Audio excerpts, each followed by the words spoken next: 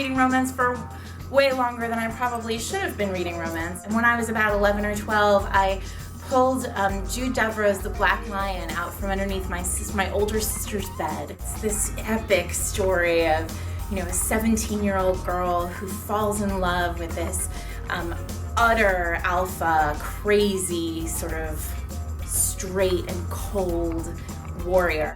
It's still the most breathless read that I've ever had. Kathleen Woodiwis's The Wolf and the Dove, which was in the bedside table of my best friend's mother's house. And when I went to play, I would sneak it on the bedside table and read a chapter or two. I was like 12. Sweet Savage Love by Rosemary Rogers. I was actually talking about this yesterday. I think it was Sandra Brown's old Love Swept novels. I read the first one and then I just literally ate them all up. I sort of fell in love with them.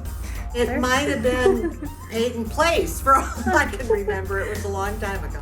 Might be dating myself, but I'm going to say I was in 6th grade and read Victoria Holt, Mistress of Milan. It was called Warm Fuzzies by Joan Elliott Picard, and it was a love swept, which is hilarious because that's who I write for now.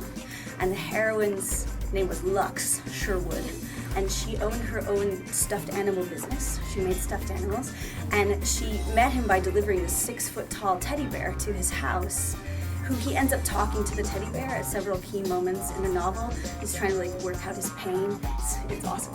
The first romance novel I read was The Flame and the Flower, and I was in 5th grade. And The Flame and the Flower at that time didn't have a very provocative cover.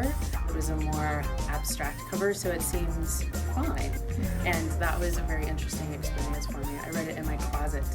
So, yeah, that was the first one. Yeah, that's really hard. I have romances that have influenced me, and those are the ones that come to my mind. The book that got me started writing romance was Fearless Eden by Jennifer Blake, which has just been recently re-released. And then Surrender in Scarlet, which is a kind of a vivid title. It's by Patricia Camden. I believe it was a Rita Award winner, a Romance Writers of America winner. Oh, that book had it all.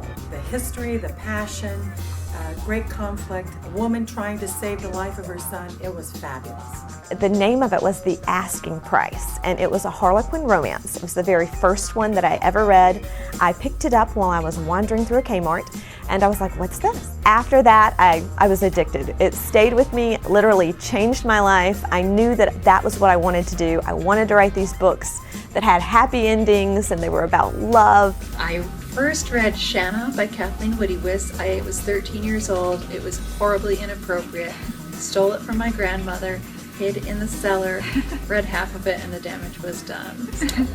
The first romance book I finally figured out was romance. I was probably 12. Was These Old Shades by Georgette Heyer, and I was hooked on romance from then on. My first one was Scandal by Amanda Quick, and it was like a whole new world. I loved it so much. I couldn't get enough.